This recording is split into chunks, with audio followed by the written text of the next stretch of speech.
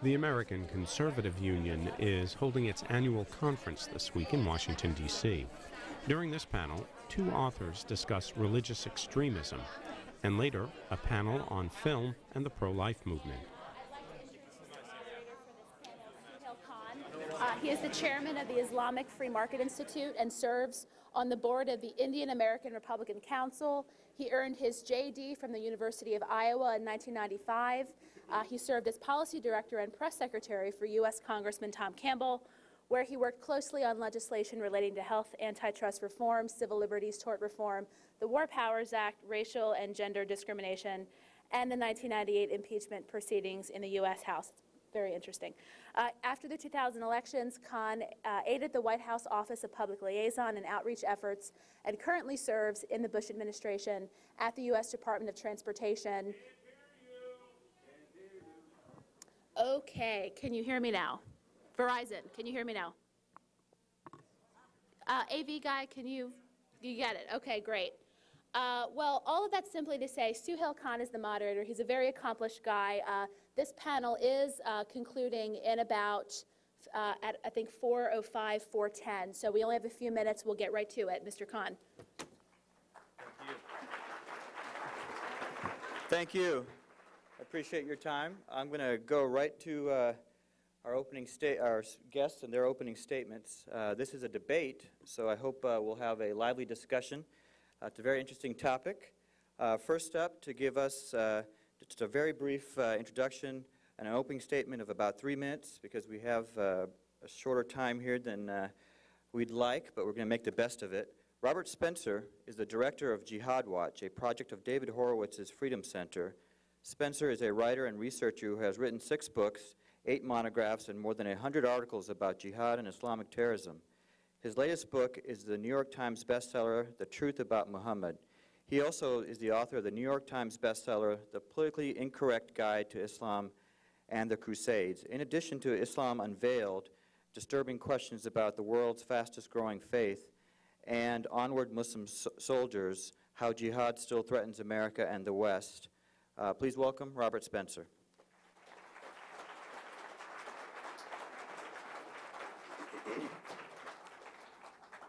Thank you very much. The topic today before us is stated as, is religious extremism or secular extremism the problem? Actually, this is a difficult topic to argue, because if you argue that religious extremism rather than secular extremism is the problem, then it sounds as if you are in favor of Jerry Springer and bald-headed pop-singing tarts and things like that, when actually the case is neither religious extremism or secular extremism is the problem, but rather, quite clearly, from the statements of those who are fighting against us, the problem is Islamic jihad. Islamic jihad is an imperative rooted within the Islamic religion. Jihad means struggle in Arabic. The only meaning of jihad is not military. However, there are an abundance of passages from the Quran, the Muslim holy book, and the Hadith, the traditions of Muhammad, as well as all the teachings of the teachings of all the schools of Islamic law, that stipulate that it is part of the responsibility of the Muslim community to wage war against unbelievers in order to establish over them the hegemony of Islamic law. This is not the twisted Wahhabi version of a tiny minority of extremists. It is taught by all the schools of Islamic jurisprudence, and all the sects of Islam that are considered orthodox by Muslims hold to this view. Now, the question before us really, however, is why is it that we're seeing an explosion of this kind of activity over the last quarter century, when if you went back before that to the 1930s, 1940s, 1950s, you didn't see Islamic jihad terrorism dominating the headlines the way you do today? And the contention of Mr. D'Souza, I don't mean to, correct me if I'm wrong, I'm sure you will, is that the depravity of American popular culture has, among other things, contributed to a feeling among Muslims worldwide that they are threatened, that their traditional cultures are threatened, and that therefore they have to lash out. There is actually some truth to that. There's no doubt that the depravity of American pop culture is indeed used as a pretext by the Islamic jihadists. However, it must be borne in mind that the Islamic jihad has always been pursued whenever Muslim states and communities have had the means to pursue it.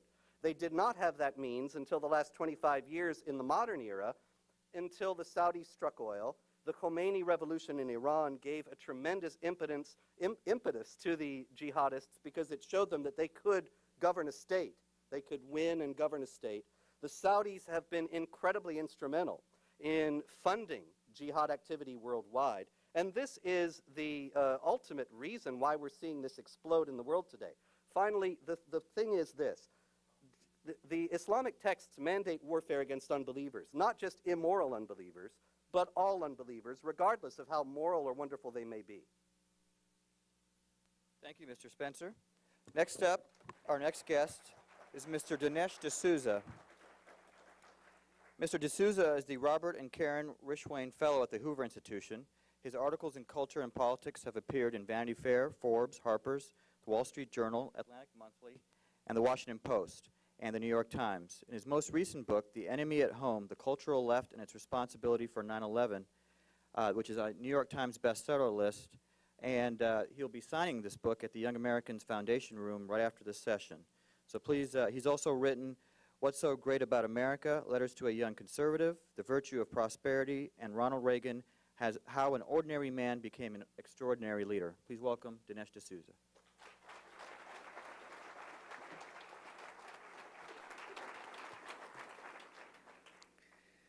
Thank you very much. I know my time is very limited, and so in my opening remarks I will adopt the motto that King Henry VIII used with one of his wives. He said, "I won't keep you long."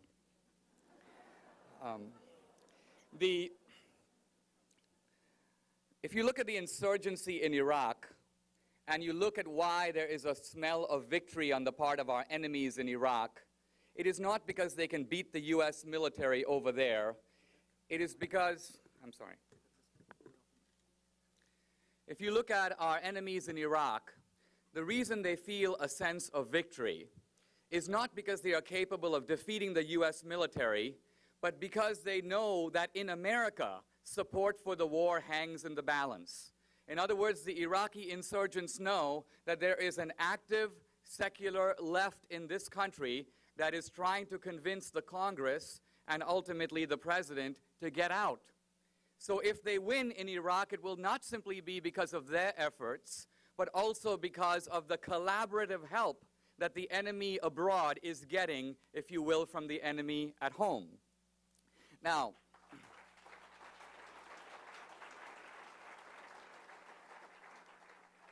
some people have taken my book to be saying, in a sense, that because I'm pointing a finger at the cultural left, that I'm denying in some inane way that bin Laden and his co-conspirators knocked down the World Trade Center and the Pentagon. They did it. But it is not an unintelligent question to ask, what are the conditions that put radical Islam in a position to be strong enough and emboldened enough to carry out that attack? Wasn't it the policies of Jimmy Carter in withdrawing American support for the Shah that helped install the Khomeini regime in place? Wasn't it the impotence, if that's the right word, of the Clinton administration in the 1990s that emboldened bin Laden? By his own token, he says, we were emboldened when we saw the cowardly response of the Americans to strike. Now, I want to make a point about this issue of cultural depravity. There are two groups in the Muslim world. There are the radical Muslims, and there are the traditional Muslims. One thing I'm going to be arguing is that we cannot win the war on terror without driving a wedge between these two camps. Ultimately, traditional Islam is the recruiting pool of radical Islam. Only by dividing those two groups can we win long term. Thank you.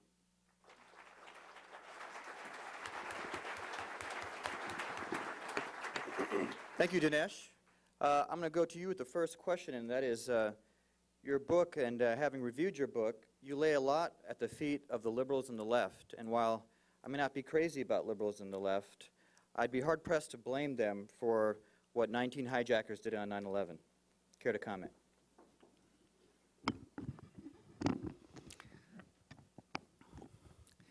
If one were trying to understand the rise of Nazism and Hitler's invasion of Poland and France, it would not be an unintelligent question to ask, what role did European appeasement in the 1930s play in consolidating the position of Hitler and emboldening him to do what he did? If it was not for the appeasement of the Europeans, maybe Hitler would not have taken the steps that he did. So my argument is that radical Islam, once a very marginal force in Islamic society, has gained enormous traction in the last couple of decades. One reason for it is liberal foreign policy, which has strengthened the position of radical Islam. The other reason is that liberal values projected abroad. And I'm not just talking about Britney Spears, by the way, or Hollywood. I am talking about an aggressive global campaign on the part of international leftist groups to promote secularism, feminism, homosexuality, all kinds of ideas that, look, we can debate them here in America, but when you go outside of America, to Africa, to Asia, to China, to India, to the Muslim world, these are seen as a shameless and shocking assault on the values of people who live in very traditional societies. So we've gotten a backlash from that. Thank you, Dinesh.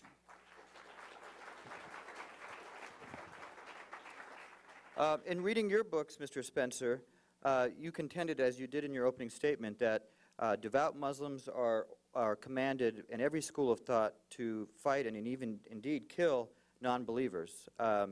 I was never taught that growing up as a Muslim. As a matter of fact, I read in the Quran, do not contend with the people of the book. I didn't say that. Except, okay, well, in the fairest way. So what did you say, and what can you explain that comment? Yeah, in the first place, though, I'd like to say a couple things are not at issue here.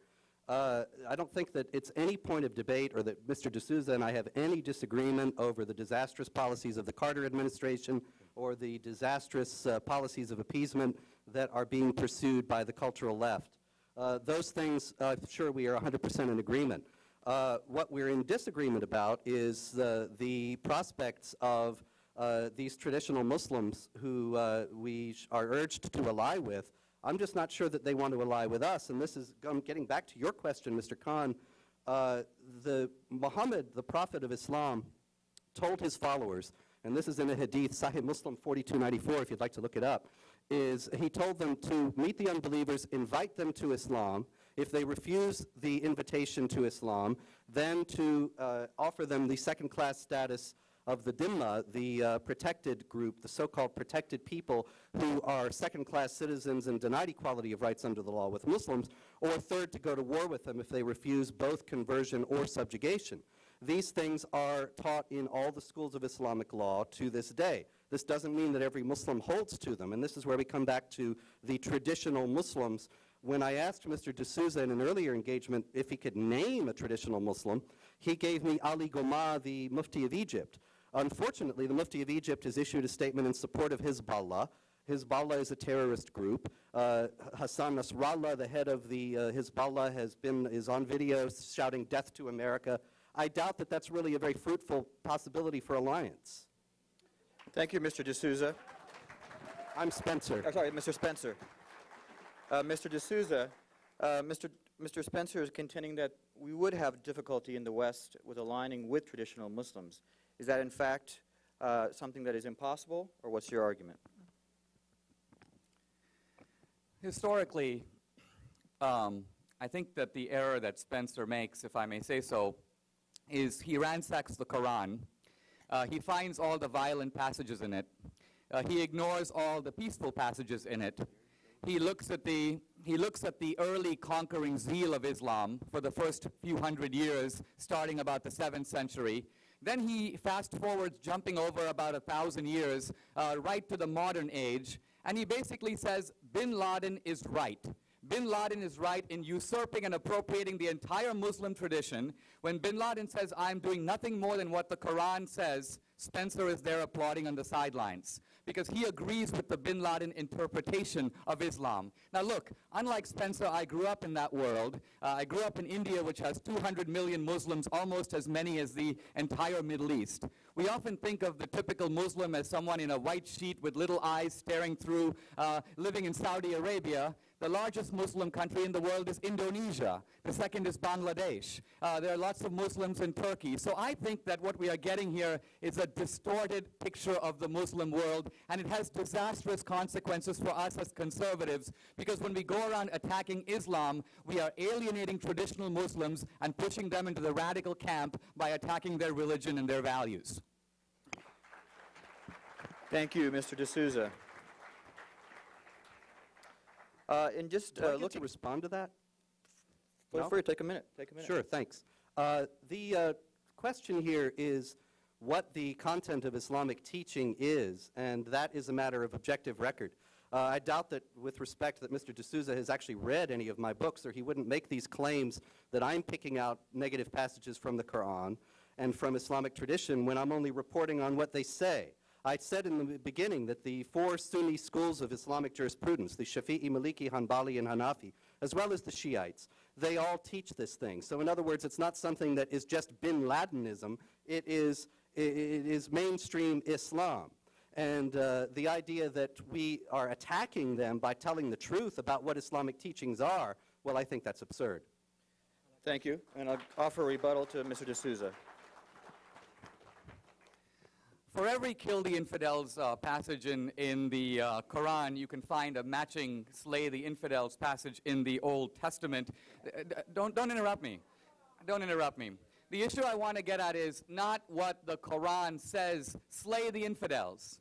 Now, the Muslims have had historically many empires, the Umayyad, the Abbasid, the Ottoman Empire. The Muslims ruled northern India for 200 years. They ruled about 40 million Hindus. They could have slain them. They could have killed them. They could have forced them to convert. They did nothing of the sort. So what I'm getting at here is we're getting, if you will, a certain kind of, let's read the Quran and pick out a passage without looking at how these passages have actually been interpreted through Islamic history. Don't get me wrong. I'm not saying that there aren't problems with Islamic teaching. I am simply saying that this root and branch attack on Islam, the Prophet Muhammad was the founder of terrorism. The Quran is a gospel of violence. We are setting up to have a war with 1 billion Muslims. That is a very stupid war to fight. It's an unnecessary war. It's the wrong war.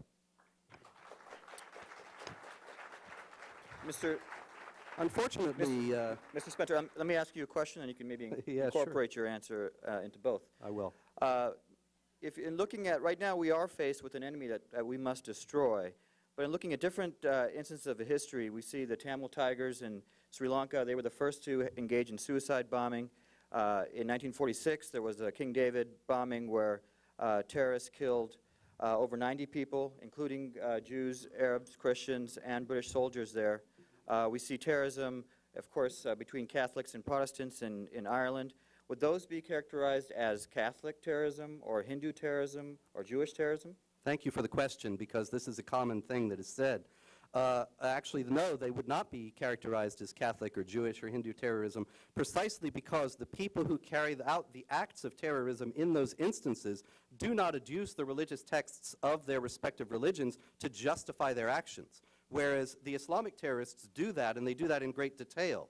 Once again, Mr. D'Souza has brushed past my point about the teachings of Islam. I am talking precisely about what he says we ought to be talking about, and that is how these texts have been interpreted throughout Islamic history. Unfortunately for Mr. D'Souza, these passages that I supposedly cherry-pick out of the Quran that are violent are the ones, precisely the ones, that in traditional and mainstream Islamic theology, according to the doctrine of nasikh or abrogation, are considered to cancel out the peaceful verses and leave the jihad warfare imperative as the word for all time. Now, that doesn't mean that every Muslim is going to be following that out, but that is mainstream Islamic teaching. This is a matter of record. Look at the Islamic texts yourself. All right, this time we're getting close to the end, so I'm going to offer, if you'd wait for a second, Mr. D'Souza, I'm going to offer each of you a 2-minute closing. I just want to rebut his. Well, maybe if you include that in your closing, and then we'll have a 1-minute rebuttal to the closing. You want to go first then, Mr. D'Souza? I'm sorry. Well, can I answer him before doing my closing? Because otherwise I'll use up my closing swatting him down. Well, so, I have to be fair. all right. You have 2 minutes. Look, we agree that there is a problem with the Islamic radicals using the Quran to justify their deeds. We also agree that this group has become very powerful in the Muslim world. That's a real danger. Spencer admits, he'll say, well, not every Muslim, as though there are 3 Muslims who have not yet joined radical Islam. There are, in fact, many Muslims who have not. Now, I ask you this, Spencer, if those guys were in this room listening to you denouncing Muhammad as the founder of terrorism, attacking the Quran, wouldn't the effect of your books collectively be to polarize those guys, push them away from American conservatism, and push them closer to the Islam? You're basically saying that the only good Muslim is a non-Muslim. It's easy to set up a straw man and knock it down. It's harder to deal with what I'm actually saying. Now, the fact is that I never said Muhammad was the founder of terrorism. To say that would be asinine. But Muhammad did mandate warfare against unbelievers. It's in the Quran also. And it is abundantly clear from the teachings of all the schools of Islamic jurisprudence. Now, what does that mean that we should do? Should we avoid saying anything about this in order to keep from offending the sensibilities of Muslims? It would seem to me that on the basis of simple human decency, as well as simple adherence to reality, we ought to be calling upon Muslims of goodwill to examine these elements of Islam that are giving rise to violence and to repudiate them, and to adhere to the canons of human rights that are universally accepted in the world, even in large parts of the Islamic world. And then, in other words, to look at the texts of the Quran and the example of Muhammad is not insulting or disrespectful. It is a matter that any sincere Islamic reformer would be completely behind, because obviously you cannot reform something that you won't admit needs reforming and that you won't acknowledge needs careful examination. And so the idea that these people abhor jihad, but if you talk about Muhammad, then they will become jihadists, is completely silly. If they really abhor jihad, then no matter how insulted they are, they're not going to join it. And so Mr. D'Souza's own argument illustrates the fact that there is widespread support for this, unfortunately, among his so-called traditional Muslims, like the Grand Mufti of Egypt. And so I am calling for Muslims of goodwill, like my friend Ahmed Yunus in the crowd here, and others, to honestly discuss the elements of Islam that are inspiring the jihad terrorists, that Osama bin Laden is quoting, that all the others are quoting all the time, and making recruits among Mr. D'Souza's traditional Muslims on that basis, and to come up with some positive way, instead of denying that these elements exist, come up with some positive way to deal with them so that we can live in peaceful accord.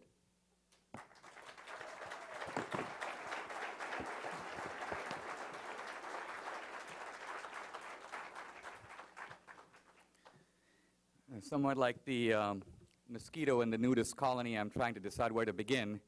But look, it seems to me that Spencer is, on the one hand, claiming something, and with the other hand, taking it back. Who are these traditional Muslims? That's what seems to be the heart of the matter here. To read Spencer's books, you would think most of these Muslims are radicals. They read the Quran. It fires them up. I have read them. Look, you're always interrupting me. Most Muslims in the world today live in democratic societies. If that surprises you a little bit, it's because you've never read it in Spencer's books. The largest Muslim country in the world is Indonesia, a democracy. There are Muslims in Turkey, which is another democracy. India is democratic. My point is simply this, that we are having debates. Is Islam compatible with democracy when the majority of Muslims today are running in elections, stepping down when they lose, and so on? My point is these are people that we can work with. The radical Muslims are courting them. We don't want to push them away, because ultimately, even if we kill 1,000 radical Muslims, it's no good if 10,000 traditional Muslims sign up the next week. I am saying that as conservatives, if we were winning this war, you could say, why are we listening to a new strategy? We're not doing that well. We are bringing very few converts in from the left, and we are increasing anti-Muslim sentiment, which the radical Muslims are exploiting over there. So I think that conservatives, or some of us, have been unintelligently fighting this war, and by understanding it better, I think we can fight it better. Thank you. That brings our debate to a close. I want to end with a verse from Matthew 5:9. Blessed are the peacemakers, for they will be called the sons of God. Thank you for your attention today, and I hope that you have something to think about. God bless you.